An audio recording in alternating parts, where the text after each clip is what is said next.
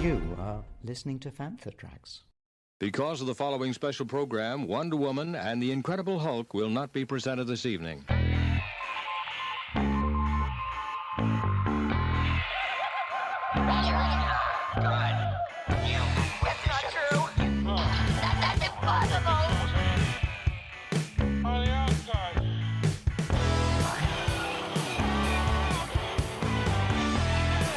It's time to get all your Star Wars news in a single file. This is Making Tracks. Here are your hosts, Mark Newbold and Mark Mulcaster. That's not true.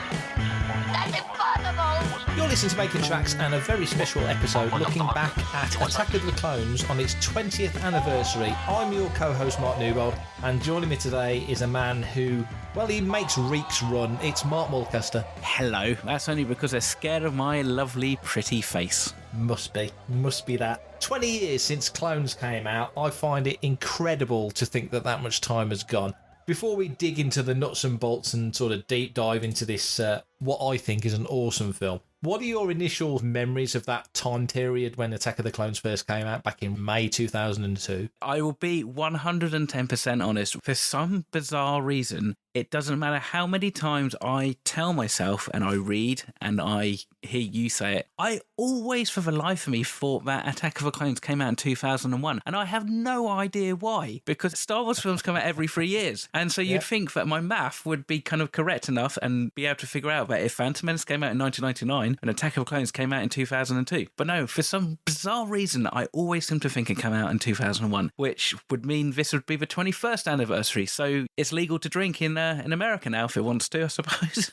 Well, that's a good point. Attack of the Clones crept up on me, I think. There seemed to be a lot of whoop-de-doo and hoopla about the Phantom Menace coming back into the cinema. And barring, obviously, the fan channels and stuff, Attack of the Clones kind of crept up. And I can't remember seeing or hearing a huge amount about it on the regular press, and at least that I was aware of. I think the merchandising was obviously scaled back quite a bit, considering the deluge that we got after episode 1. And I have to say, coming clean on everything today, Attack of the Clones is the only Star Wars film. It holds the lofty award of actually being the only Star Wars film that I've ever fell asleep during the cinema watching. Ever. Really? Yeah. It wasn't my 6th time in like 2 days. So, okay. Put it into perspective. But still, I felt so bad. I mean, I must have maybe a 5-minute chunk, took a little bit of a nap. I saw it 10 times in the cinema. I was still at college. I just kind of remember being able to go and see Attack of Clones out like these really random times during the day, which is, fantastic. But how about you? What about you? What's your early memories of Attack of Clones in terms of like, where were you? What were you doing and all that kind of stuff? When Phantom Menace came out, like a lot of people, it took me a while to love it. When Phantom came out, I saw it in Las Vegas. Oh, nice. So me and my friend Paul did it 3, 4, 5 times in a row, went over to the States. Before we'd seen Phantom, we saw Matrix, which was a game changer. Then we saw Phantom and I just didn't get it. But whilst we were there, because bear in mind this is May and it doesn't come out in the UK till July, we saw Phantom 6 times. So by the time it had come to the UK, and I think I got a pirate copy before then on VHS, I'd seen the film plenty of times and I'd learnt to love it. So by the time it came to the UK, I was all aboard and all in. I'd launch lightsaber and game on. By the time Clones came out, we went back to the States, went back to the same cinema showcase near the MGM on the Strip in Vegas. Went in and first time off the bat, loved it. Absolutely loved it. And I remember coming out just looking at Paul and going, now that's more like it. Yeah. So this film to me was instantly more immediate. It's the same thing with any Star Wars. When Phantom came out, it was stacking up against not only Jedi or Empire or Star Wars, it was trying to compete against the whole trilogy that everybody loved. And it was so different. It was such a leap. It was never going to achieve that, never. And I think Phantom has aged really, really well. When Clones came out, to me anyway, it felt more in the pocket. It felt more confident. But the landscape had changed so much because the negative reaction to Phantom Menace had bled into the broader press. Yeah. So I think the whole Jar Jar Binks thing and Spaced, which is one of my favourite ever TV shows, but Spaced didn't help. They went from loving it in season 1 to hating it in season 2, loving Star Wars. That felt like that weird, Peg does that thing where he flips every 2 or 3 years from loving it to hating it. I mean, the actors took a battering, obviously Ahmed Best and Jake Lloyd got the worst of it. Yeah. But I think by the time Clones came out, it wasn't the same world. And also the blockbuster era had really begun. I know we talk about obviously Star Wars and back in the 70s, that real era, but I think more the franchise era at the turn of the century. So between Phantom Menace coming out and Clones arriving, you'd got Spider-Man had just about arrived. Lord of the Rings was late. It was late 2001 for Fellowship of the Ring. Harry Potter had launched with Philosopher's Stone and Chamber of Secrets. So Attack of the Clones comes in, and I know for that year, I think globally it was 4th, whereas Star Wars had never not been the number one film of the year. So it was in the mix now, and which it's continued to be ever since. Star Wars as a brand is one of many brands, whereas when Phantom came out, it felt like the biggest and only circus in town. So it was a very different world. I loved Attack of the Clones. I thought it was fantastic. What about you? As a film? As a film, I generally thought it was pretty solid. I mean, I can remember thinking it had a more considered pace, which I quite liked. To be fair, it's probably the one I revisit the least, but that's only just because we've got so many Star Wars films. I really like almost like the noir-y Obi-Wan Kenobi detective kind of investigative angle. I thought that was pretty well done. And they had enough action at the start, and then obviously, you know, the Clone Wars at the end was brilliant. Kind of almost felt like it needed to set up another trilogy. From there, let's have like a trilogy of Clone Wars era films. You know, it felt like it was going to be, you know, the start of the Clone Wars, which is what it was. And then, you know, we would get more of it in Revenge of the Sith rather than just seeing the end. But that's how it is. And I thought it was an interesting way to kind of jump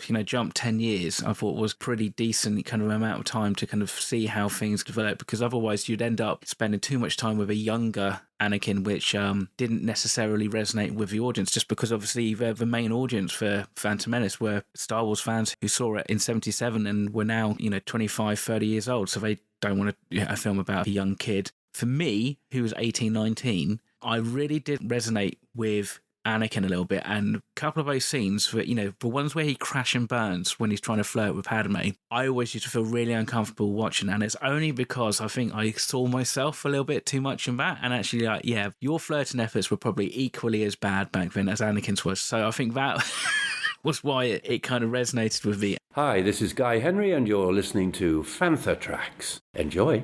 Nowadays, it feels a little bit slow. But I think also the genius of what Lucas was doing, because I think, like you said, you know, Phantom Menace, we were really finding our feet, trying to understand the galaxy, and also, I guess, Lucas's intentions to what he was going to do. But then for Attack of the Clones, to his credit, he doubled down a lot on those early Republic 40s, 50s kind of, or 30s, 40s kind of film era. I think it was a rather masterstroke that he kind of did that in the end. Yeah, that's a great point, because it would have been very easy, especially after Phantom Menace, and some people got it and enjoyed it, and look at the money it made. It near as damn it made $1 billion on its first release. It was insanely successful. Obviously, Clones took $645 worldwide, which now would be considered modest, but you've got to scale up with the dollar exchange for over those 20 years. But nevertheless, yeah, still a significant hit. But yeah, you're right. I think it would have been very easy for him to go, okay, well, that didn't work. Let's go back to, you know, that more classic Star Wars feel. And there is an element of that in here with the three leads, you know, Anakin, Obi-Wan and Padme. Yeah. It is the Han, Luke and Leia kind of trio dynamic, which works so well for Star Wars. We had it in the sequels with Poe and Finn and Rey. But nevertheless, he doesn't abandon that era entirely, does he? You look at the original trilogy, it has got that 70s feel about it, 70s, 80s, especially 70s feel about those original three.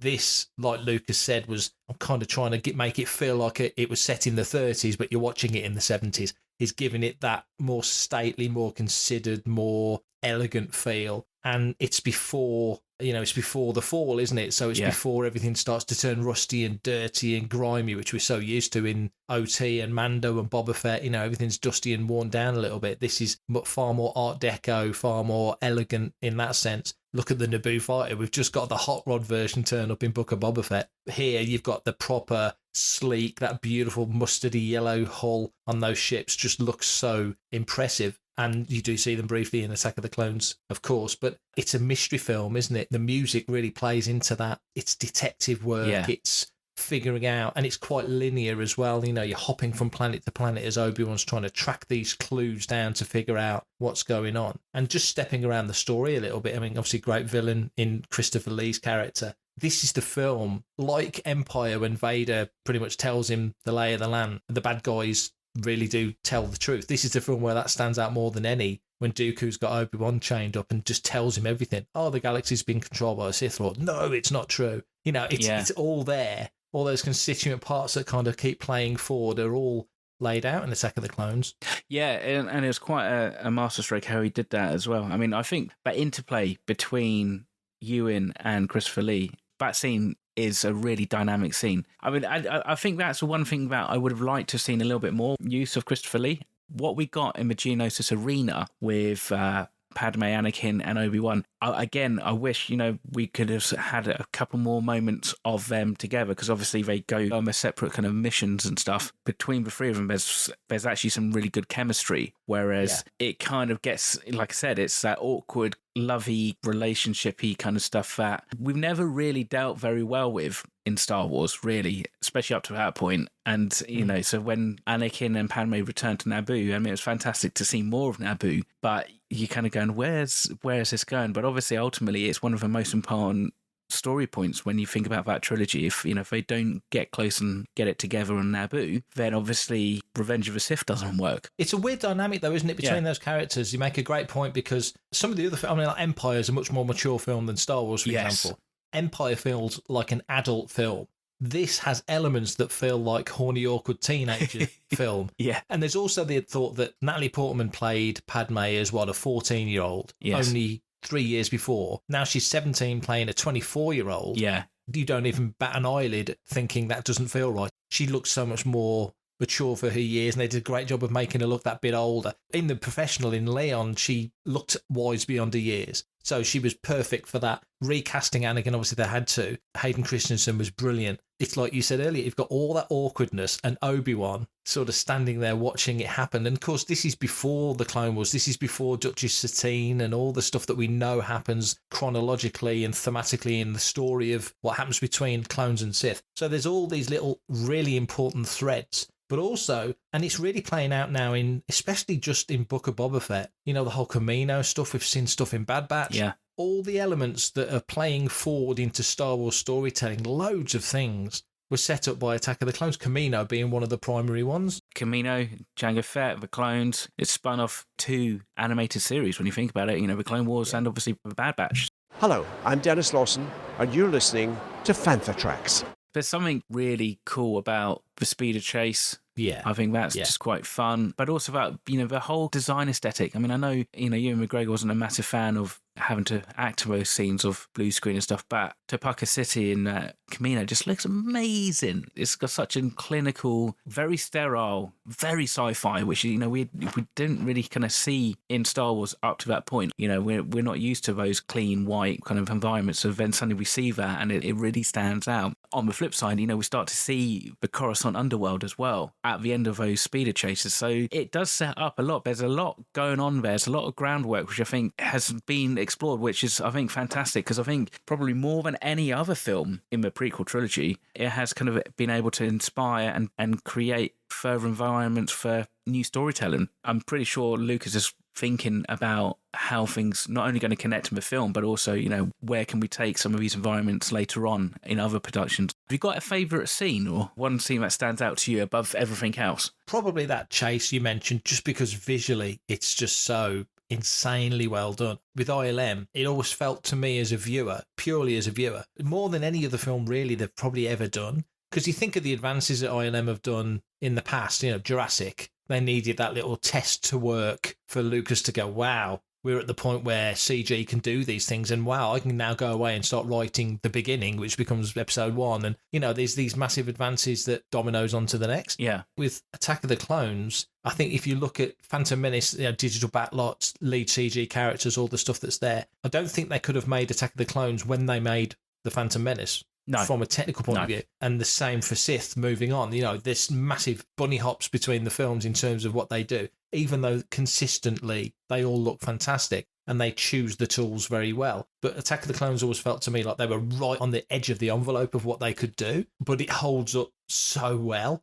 Just still holds up so well. There's so many great moments. The battle in the rain, obviously on Camino with Jango and Obi-Wan is a standout scene. There's lots of little moments. Yoda walking into the chamber when Anakin and Obi-Wan are down and he takes on Dooku. That's a standout Star Wars moment of all Star Wars moments. Mace walking into the arena saying this part is over. There's just little moments that you think, oh, And there's so many of them, I think, in Attack of the Clones, and some of the absolute best character animation. Some of the Yoda animation in this is just off the charts, amazing. Just little raises of the eyebrow, just subtle little responses to things that have been said around him. And you think all those troops are CG. Just phenomenal. Not a single clone armor was produced, which is amazing. Mind-blowing. It is mind-blowing. It's a pain in the arse for Rebel Legion number 501st because we didn't actually have any physical costumes to reference. But, I mean, you know, speaking of Yoda, Matt, you know, that was the brilliance of Rob Coleman. You look at that behind-the-scenes documentary, you know, they had to really sell it, didn't they, to George to do it. It's probably as big a gamble, if not bigger gamble, than actually using Yoda as a puppet in The Empire Strikes Back. Yeah. Lucas didn't take his foot off the gas on any of what he wanted to do. He kind of had down what he wanted. And I think he said in the past that Phantom was 30% of what he wanted and Clones was 60% and Sith was 80%. He's getting more out of the story that he wanted to as he went through the trilogy. And of course, Sith's the one that really has the big heavy lift to link us to episode 4, which of course now we're filling in gaps with all the other stuff we're getting. With Attack of the Clones, with Yoda, I think they looked at the puppet for Yoda in Phantom Menace and realised, no, we shouldn't have done that. That clearly was not a misstep. Good thing. Yeah. Oh, totally a misstep. And they rectified that by Clones and then retroactively went back and corrected it again in the CG versions of the Phantom Menace that we see now on Disney+. There's a scene with Watto when he meets up with Anakin and Padme. Yeah. Again, that is just so brilliantly animated, all character. Yeah. And I think with Phantom Menace, I think if I remember, Watto was like a test almost for Jar Jar to see whether they could do the things they wanted to do. So they worked up from Watto's animation and how they put him together to build Jar Jar and put him together to an even greater depth. I'd argue that the character animation they got out of Watto in that single scene in Attack of the Clones when Anakin goes back to the shop is better than anything they ever did with Jar Jar. That's not knocking Jar Jar or Ahmed or anybody that worked on it. I just think the character moment just gave that Watto character pause to just react to what was being said and the realisation that you're little Annie. Little Annie. Beautiful. It was absolutely bang on. And I think there's lots of character things in Attack of the Clones. You look at where you left Obi-Wan in Phantom Menace and that final scene when he has the little meeting with Yoda and basically tells him, I'm training this boy. Yeah. It's Qui-Gon's dying request. I'm training this boy whether you like it or not. Whereas right up to that moment, he was still a Padawan. He was a kid in his 20s. He was definitely a junior. And the death of his master steps him up. And then you meet him here, that elevator scene when you first see him with Anakin going up to see Padme, or the nerves and the twitchy energy and Obi-Wan looking like Noel Edmonds and all that sort of stuff. You know, I mean, it's like Phantom Menace's reshoots when Ewan's weight goes up and down like a pufferfish. Yeah. Some of the beard work wasn't the best. Oh, no. Something maybe they could revisit at some point. But you look at the Obi-Wan you meet in this film, and even more in Revenge of the Sith, a more mature, battle-hardened Obi-Wan. Just makes you think, what are we going to get when we get the Obi-Wan series? Because there's a definite link between those three versions, Clones, Sith, Obi-Wan TV series. It's going to be fascinating to see.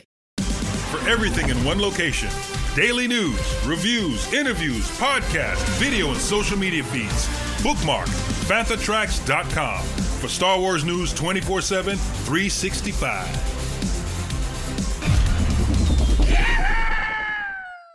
With the Book of Boba Fett, and because he spent so much time with the Tuskens, I was hoping for a Easter egg comment about the Anakin massacre of the Tuskens. Well, it would have been in Star Wars Galaxies. There was some quests and stuff, and they talk very much about how the Tuskens, you know, a load of them just disappeared overnight, were just gone. And I always really liked that. And I was just wondering, you know, because bear in mind, this was the only time we had really spent with the Tuskens and stuff, whether or not we would have got something like that. I think that would have been quite a cool thing. There's just some standout cinematic shots, you know, that whole Anakin versus Dooku lightsaber duel where they cut over the lights and it's all just done with the lightsaber blades. That was cool. But you've got obviously that iconic shot now, which I think resonates even more with us, where Boba picks up Jango's helmet and the head doesn't fall out. That is another one. And, you know, there's so many different kind of shots like that where you're reminded just how visionary as a director George is as well, not just as, somebody who can come up with these initial ideas. There's a lot to be said about the whole political undertones to this film, because you think it is a mainstream blockbuster film and there's a lot of politics and it still works. I've never really quite figured out if having Jar Jar as the person to suggest, given Chancellor Palpatine emergency powers and therefore basically kickstarting the Clone Wars, was a bit of like a middle finger to all the dissenters who didn't like Jar Jar from The Phantom Menace. It's always been one of those things, because he's not in it much, but when Jar Jar is in it, he makes a big impact in this film. I just always wondered if it was, Lucas going, meh, take that, you miserable man babies. But it makes you wonder, though, because the reaction to Jar Jar was so negative, and of course poor Ahmed Best takes the brunt of that, which he shouldn't have done, because it's the same as Anakin, isn't it? George hires Hayden Christensen to be the whiny teenager, and all the awkwardness and all the clumsiness is purposefully written like that. And it was exactly the same with Ahmed. He performed exactly how George wanted. Yeah. This is a Lucas thing. So, you get to this and there is the awkward Anakin, which has completely changed by the time you get to Revenge of the Sith, because they've had this 3 hard years, crazy hard, and we see that in the Clone Wars animated, and hopefully we'll see flashbacks in Obi-Wan of just what a tough time they had that tempered them and turned them into the men they were by Revenge of the Sith. This is a transitional period, and it feels a little bit like reading the High Republic at the moment, where things are really starting to slide and get bad, and the Jedi are not used to this, and they're quite nervous and scared. In this era, they're blind to it. We're missing things we should be seeing, and we're not picking it up. With a lot of the characters, you kind of see that as well. And with Jar Jar, to your point, I wonder if Jar Jar would have gone over gangbusters. Yeah. Like you look at the original trilogy and you think 3PO's kind of the comic relief, isn't he? Yeah, and yeah. His set dressing in this trilogy, and far more prominent in the third trilogy. But Jar Jar becomes the comic relief. And the little kids absolutely adored him, like little kids like 3PO. So Lucas and the team are absolutely nailing it in terms of hitting the demographic they want, which is still 11-year-old kids. They're the prime target of what he's aiming for. But I just wonder if Jar Jar would have gone down better in Phantom Menace. You'd have seen more of him in Clones, or whether Lucas would have still done that left turn and put Jar Jar in this senatorial position as representing the Gungans, which makes all the sense in the world. But like you say, he opens the door for Palpatine, doesn't he? Pretty much. He pretty much does. There's always been one of those things whenever people say, prequels are all right, but I just can't stand Jar Jar. You sit down and you go, well, if it wasn't for Jar Jar, we probably wouldn't have the Clone Wars. Not in such a concise way. But then also that kind of just goes to the brilliance of Palpatine. And I'm sure if it wasn't Jar Jar, he would have found another hapless idiot, shall we say, who would basically bend to the wishes of people. There's a lot to unpack with the politics of Star Wars in this trilogy, obviously, far beyond at least the scope of my understanding and podcast, because obviously a lot of it goes to American politics in and around the time that the prequels are being produced, which is nothing new really when you think about Star Wars and politics in the 70s and that. So one could argue that is something that is missing from the sequel trilogy, is actually that complete lack of Star Wars politics.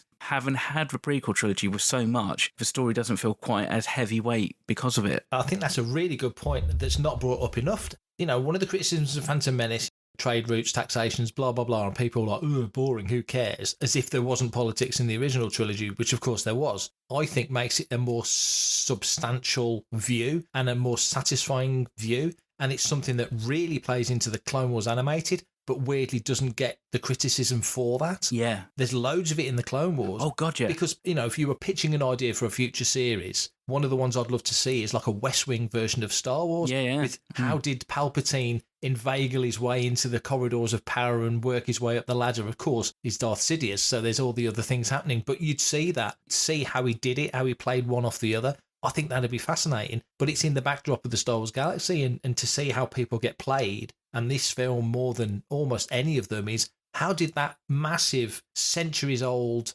institution get played by this guy to the degree that at the end, he can't lose. At the end of Revenge of the Sith, Palpatine literally can't lose. It doesn't matter which side flattens the other or which side waves the white flag to the other. Palpatine's won either way. So it's genius how that got there. And I think you're right, in the sequel trilogy, there's none of that. You don't see really how the galaxy was taken by the First Order. You don't see any of the political machinations. That's all missed. A big misstep, I think, that especially Attack of the Clones really takes on the heavy lifting to set up all this stuff that comes over the decades that follow. Hi, this is Julie Dolan, the voice of Princess Leia, and you're listening to Fanthetrax. It's your only hope. So, of course, we know Hayden Christensen played Anakin Skywalker in Attack of the Clones and Revenge of the Sith, but loads of other actors went up for that role. I've got a banner in my room of pre-Attack of the Clones pictures of sort of photoshopped different people, and the Anakin, it's Leonardo DiCaprio. And he met with Lucas for the role, but he was unavailable. But we know now that he's a Star Wars nut.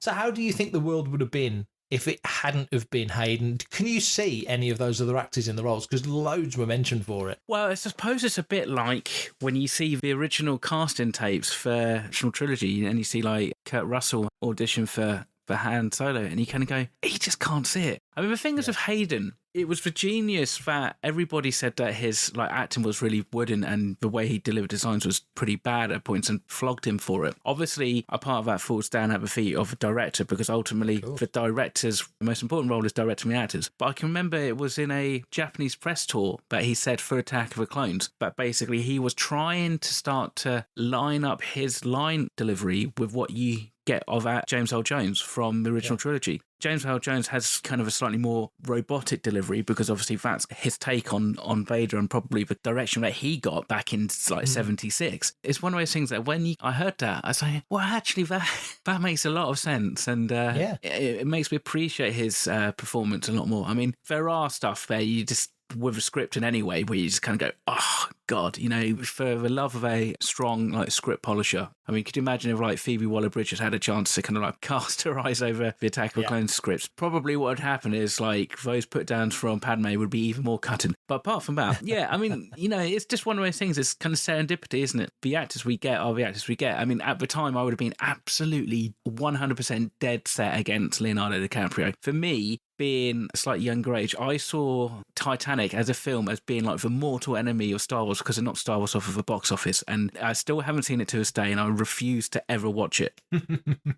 That's how I felt about E.T., I'll just tell you, for the longest time. There you go. But the interesting thing is that actually now I think Leonardo DiCaprio is an absolutely freaking fantastic actor. I mean, now anyway, I mean, I can't really speak to the films that he did back then because I never saw him. Who else was up for the running? Was there anybody else who was a bit left field? I mean, because obviously Leonardo was kind of like a good, obvious choice, I think, and maybe probably too obvious a choice. Paul Walker, who obviously later gets fame in the Fast and Furious films, Colin Hanks, as I say, Ryan Philippe, who was a name already, and Joshua Jackson from Jacob's Creek was there. Topher Grace, that 70s show, was up and running by that point. Jonathan Brandis from Sequest. So there were other, what you would consider then obvious names, and not any of these roles. Like when they cast for Anakin in Phantom Menace, Jake Lloyd was one of, 3,000 kids that got the role. This is the thing, they see anyone and everyone, because someone's going to come out of nowhere. Like a Daisy Ridley's going to pop up out of nowhere and blow everybody's mind. So that's what they were looking for. But I think of those actors there that are mentioned, one thing that Natalie said was about Hayden was that he gave a really good reading, but he could be scary, but still a boy at the same time. So he's got that youthful intensity, vulnerability. But he can still have that menace about him. And I look at those other actors, as great as there are, and there's an Oscar winner in there. They could be snappy and funny and give you all the Star Wars patter that you want. But Hayden has got a genuine, quiet menace. Not like Adam Driver, who's like a unit, who's like 6 foot God knows what and built like a brick you-know-what. Yeah. And it's genuinely, and I've shook his hand, and he is a genuinely intense, intimidating guy in real life, so he doesn't even have to try.